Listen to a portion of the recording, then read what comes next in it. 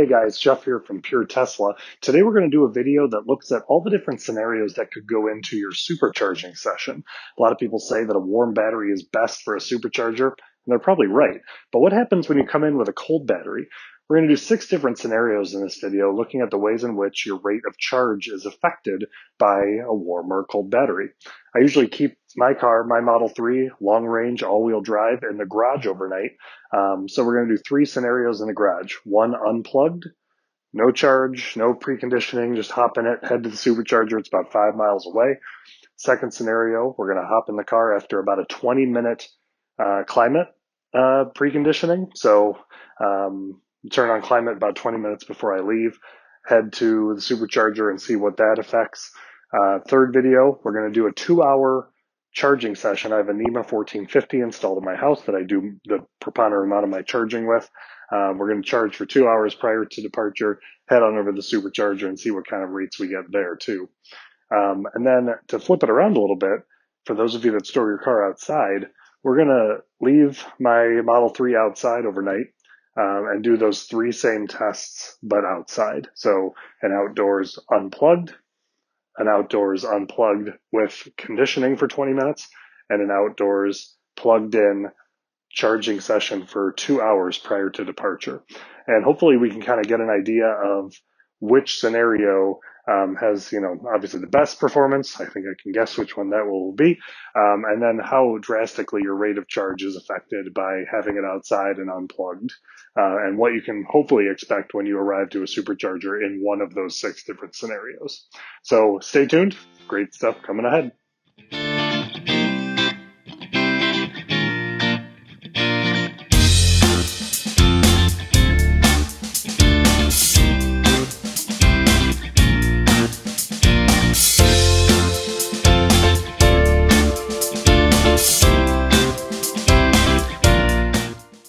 So as you can see, Model 3, super dirty right now. We got a lot of winter weather going on. We got more snow coming today. But last night I left the charger unplugged, did not do any preconditioning this morning. I'm going to hop in, head those 5 miles to the supercharger right now, plug in, and see what kind of rates we get. We'll do some in-car footage looking at the temperature outside and see what kind of kilowatt hour we get as we progress to the supercharger, and then once we plug in. Here we go. So for the sake of consistency, especially since we're doing 6 different tests on 6 different days, we're going to try and keep things as similar as possible as we navigate to the supercharger. We're going to keep climate at 68. We're going to keep the front defroster on cool just to keep the fog at bay. And then we're also going to set cruise control to 5 above the posted speed limit. So how that may play out in just kind of normal driving, it might go above or a little bit below depending on traffic and if I need to merge into a lane or something. But for the most part, we'll be traveling 5 above the posted speed limit. And that way, if we keep all of those things consistent throughout the duration of the video, we'll know that not one in particular thing had any kind of dramatic impact on your range or your speed of supercharging once we hook up.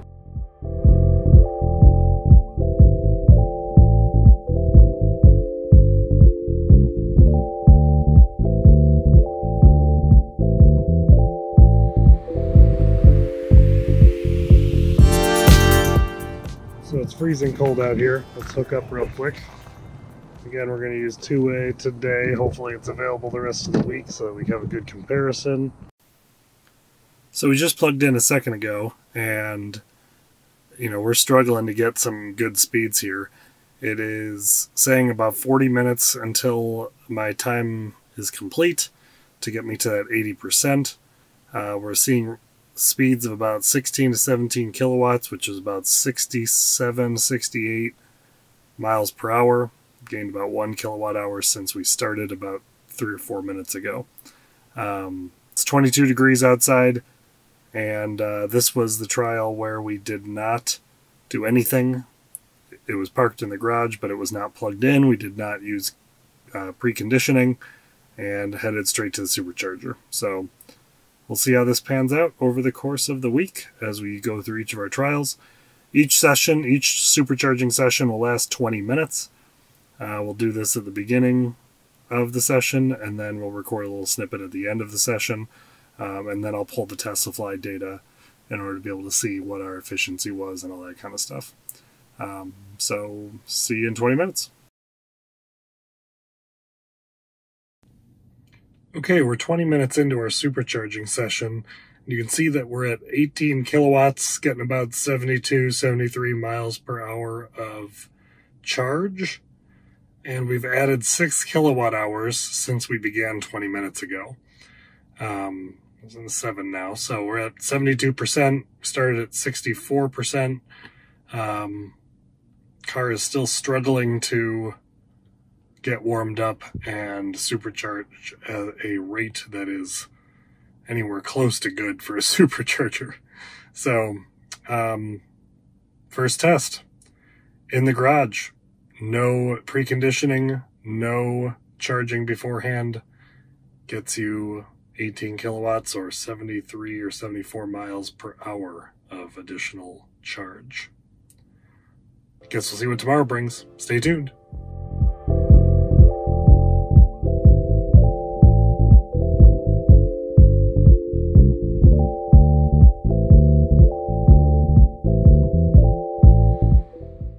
Okay, we were in stall 2A yesterday. Looks like we still got 2A today. We want to try and keep it as consistent as possible. Every stall might be a little bit different. There are no other people here at the supercharger today right now. So there were no other people yesterday either, which works out nicely. I'm going to head out, hook up the car, and we'll come back in and see what kind of speeds we get and go from there.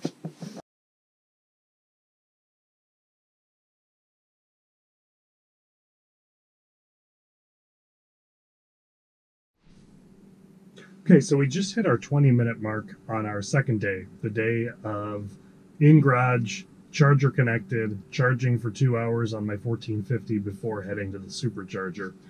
We already knew that we were getting a better kilowatt rate, a better mile per hour charge rate, but in comparison to in-garage with nothing connected, we more than doubled the amount of charge that we got. We ended up with 14 kilowatt hours of charge, all said and done, and 14 additional kilowatt hours of charge. And that's huge. I mean, that makes a huge difference. And I think the takeaway here is that if you have the opportunity, if you're traveling, and you have the opportunity to hook up to a supercharger before you leave the car overnight, especially if it's in cold weather, definitely supercharge at the end of your first leg of the journey. So if you are coming into a city, you're planning on staying the night and then leaving to go somewhere else the next day, or even a couple days later, you're going to find much better speeds if you supercharge at the end of your long road trip, because your car will be nice and warm. The battery will be ready for supercharging. If you don't, if you wait until the next morning and you don't have a destination charger to hook up to, or a way to quickly warm up that battery, you're going to find that your charging speeds are a lot lower and your trip is going to take much longer. So definitely a positive win for the charging beforehand or driving your car a considerable length before supercharging to get that battery pack nice and warm, because it more than doubled our speed today. And that's pretty cool.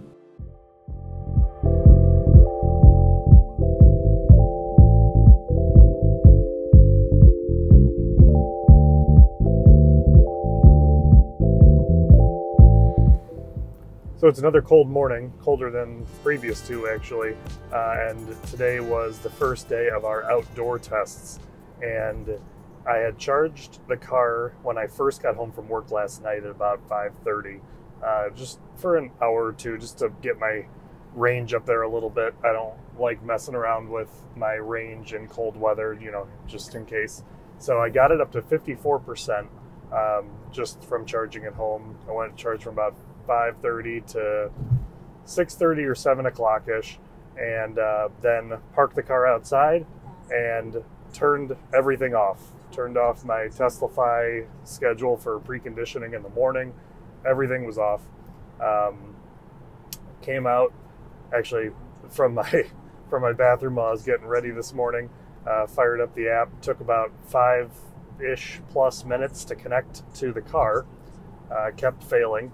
And then once I was able to connect, I had noticed that I had dropped from 54% down to 48% overnight with just cold weather drain.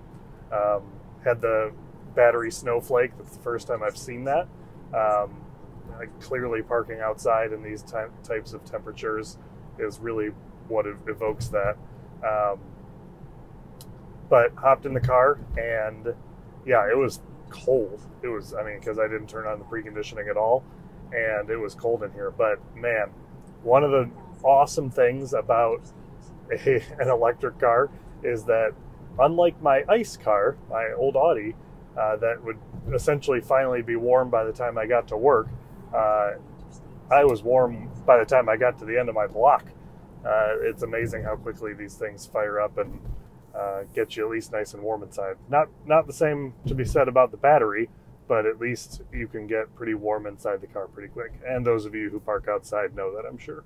But just wanted to share that today's the day that we're doing the outdoor, not connected to the charger, no preconditioning. It's 13 degrees outside. Batteries, dropping steadily from 48. We're already at 45, and we're not even, 2-3 miles into our journey here. So cold weather does wreak havoc on an electric vehicle, and we're going to see just how true that is at the Supercharger today. So we just got to the Supercharger. A couple quick notes. We started our journey at 48% and dropped down to 41% in the 11 miles it takes to get to the Supercharger. It's 12 degrees outside. The battery still has the snowflake on it. I followed all of our standards on the way here, and we'll hook up, see what we're dealing with, and go from there.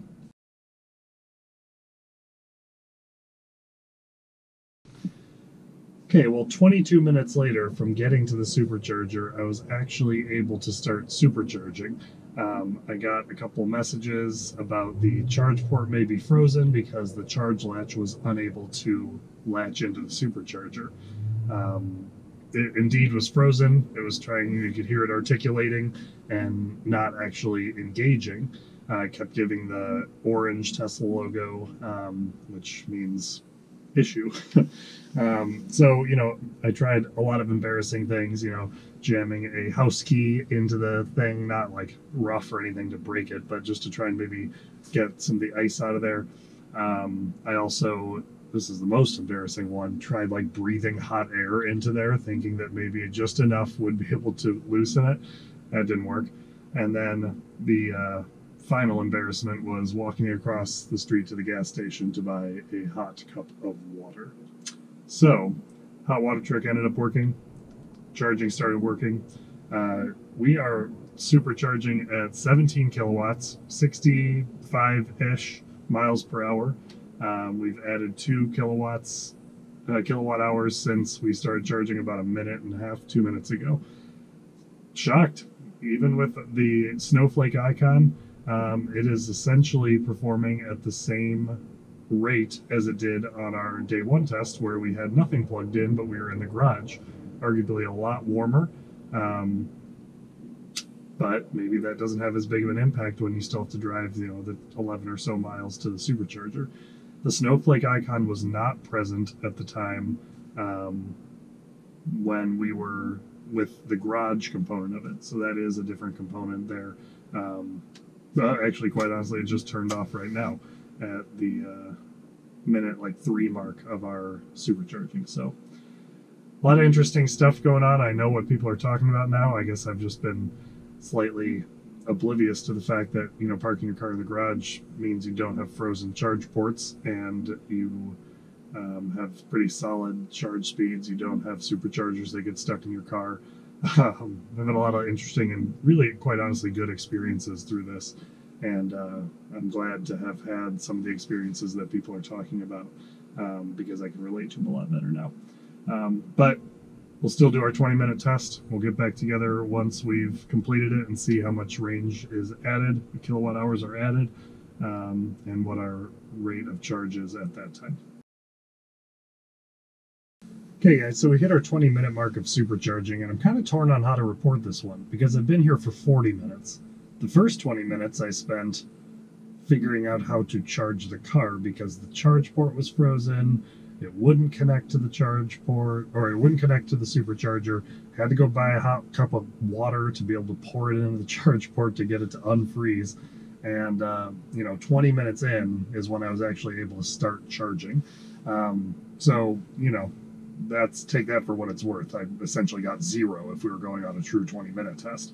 But that said, once I was able to connect, 20 minutes later, we were charging at a better rate than we were when we started charging, and honestly finished charging with the garage test at the same conditions. So, take it for what it's worth. It wasn't too dramatically different. We got +7 from the garage. We got +8 from the supercharging with the outdoor test. So it's very much the same. I just think a cold battery is a cold battery, and it takes some time to get it warmed up. But all that said, the extra 20 minutes it took to figure out how to get the car to start charging was definitely a waste of time, and I could see why that's really frustrating for people.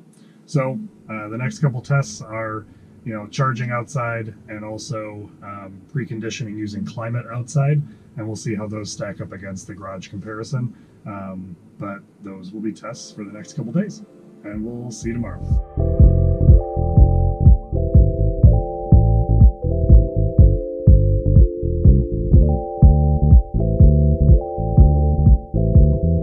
Hey guys, day 4. Day 4 was in garage with a 20-minute precondition on high.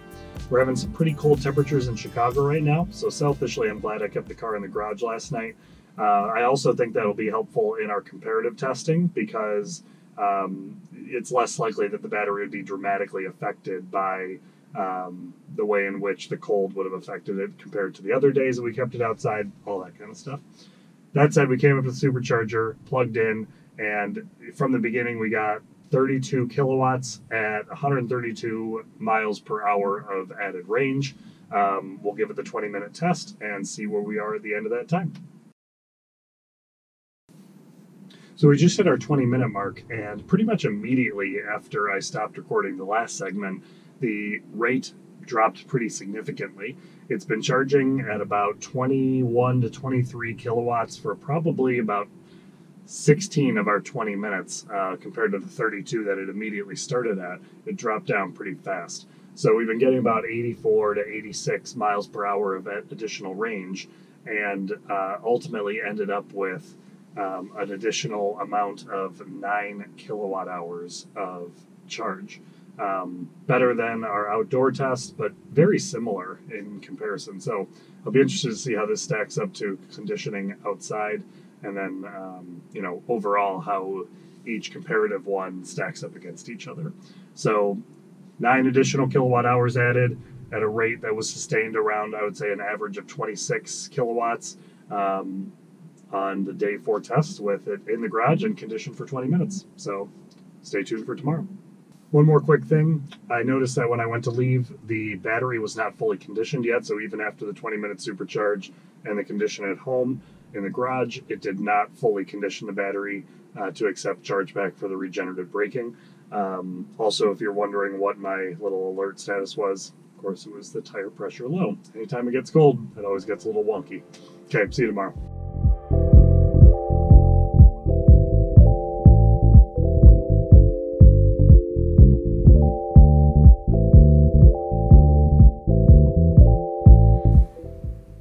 Hey guys, okay, so we're here. Day 5, we left the Model 3 outside overnight with the charging cable attached, and I set it to charge 2 hours ahead of our departure. We made it to the supercharger. We got a big snowstorm last night in Chicago, but man, the car handled beautifully in the snow. I was really impressed. A lot of the roads weren't plowed. The ones that were just slush and that really slidey stuff that no one likes to drive in, but I'm really impressed with the way the car handled. If you're ever interested in seeing how it does handle in the snow, certainly check out a couple of our other videos. We have some winter driving videos, and I recorded some footage from my trek this morning with some out-of-car footage. Super amateur. I don't have any rig yet, so I was just holding my GoPro out of the window. But it was a lot of fun. So we're going to hook up. We're going to see what kind of speeds we get after leaving the car outside. I got down to about 16 degrees last night. It's currently about 25. So we charged for 2 hours before taking off, and the car was outside, and we'll see how that stacks up against the in-car, how that stacks up against the in-garage 2-hour charge. Stay tuned. Okay, our initial charge, day 5 with the 2-hour precondition outside. We're getting 35 to 37 kilowatts, which translates to an average of 145 miles per hour of added range. We'll check in 20 minutes like we do each day and see what, 1, the rate of charge is, and 2, how many kilowatt hours we've added. Okay, so we just finished our 20-minute mark. We were able to get 10 additional kilowatt hours. It dropped down to 24 kilowatts with an average range add of 99 miles an hour. Certainly not great, but better than our outdoor tests and indoor tests with just climate conditioning and nothing. So I guess that's something to be said. But yeah, we'll definitely see how it stacks up against each of the other trials in just a little bit. And we have 1 day left, and that is the outdoor with the 20-minute conditioning prior to departure. So stay tuned for that tomorrow, and then we'll do a wrap up at the end.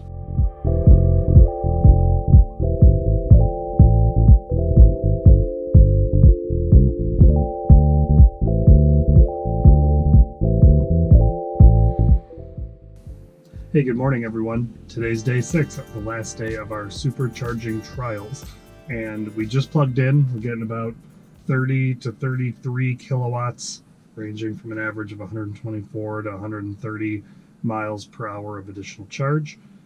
Today was the trial where we park outside but do a conditioning for 20 minutes prior to leaving. I was actually pretty surprised how well the conditioning helped out the regen braking dots. You know, that's kind of my metric when I get in the car and see what we're working with. I was pretty shocked to see how well just preconditioning for that 20 minutes helped the battery along. By no means was it perfect. By no means are the speeds that we're getting great. But I actually anticipated it to be much worse given that we parked the car outside. So take that for what it's worth. We'll check back in 20 minutes and see where we end up. So we just hit our 20-minute mark on day 6. Turns out that we ended up with a rate of 22 kilowatts at that 20-minute mark, adding about an average of 90 miles an hour. Not a great rate by any means, but it ended up adding 8 kilowatt hours to our battery over the course of the 20 minutes. Now remember, this was the one where we left the car outside and did 20 minutes preconditioning. That 8 added kilowatt hours is in line with those other 3 tests where we left the car outside and did nothing, left the car outside and preconditioned. That was today, and then did the same 2 in the garage. The 2 that really stood out are the ones that we did a 2-hour charge prior to coming here. We'll talk about that in the debrief, but ended up 22 kilowatts, 90 mile an hour additional range per, for that session, and ended up with 8 additional kilowatt hours. So stay tuned. We'll talk about what this all means and how this can help you moving forward.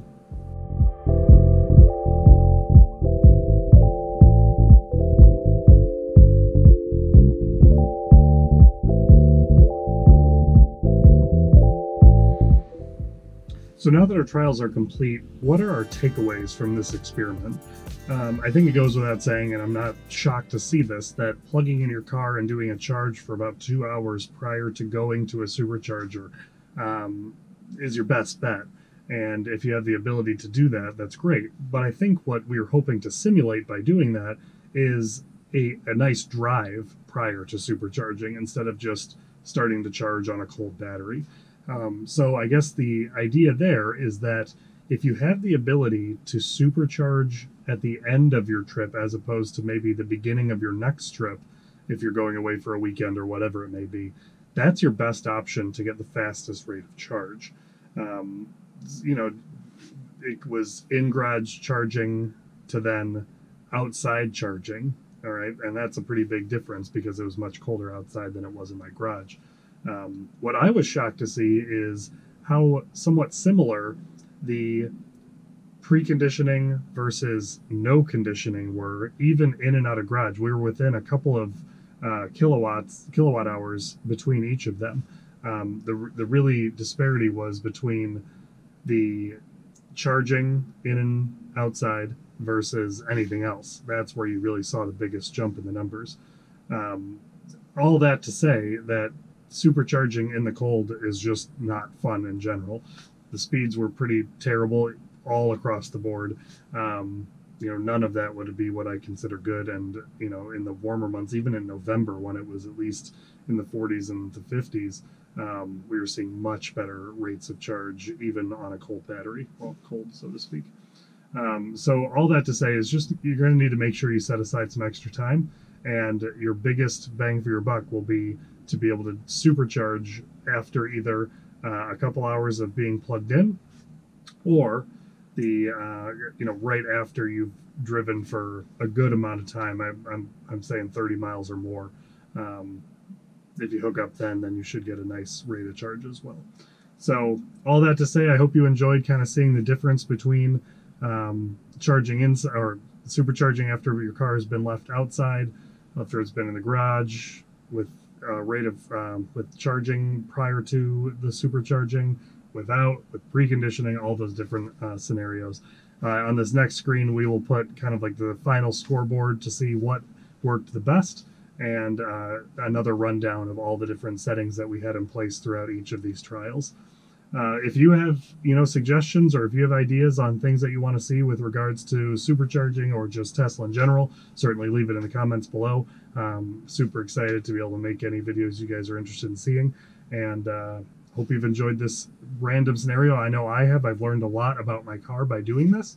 The key is to kind of not be afraid, and that's what I've learned by doing all these different trials is, I've left my house with low states of charge in order to be able to have it be pretty consistent when I plug in at the supercharger.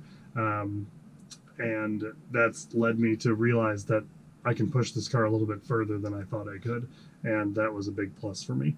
So all that said, experiment with your car and figure out what is the best scenario that works for you. But at least you have an idea now. If you are in a northern state that gets some cold weather, this is what you're going to expect at a supercharger.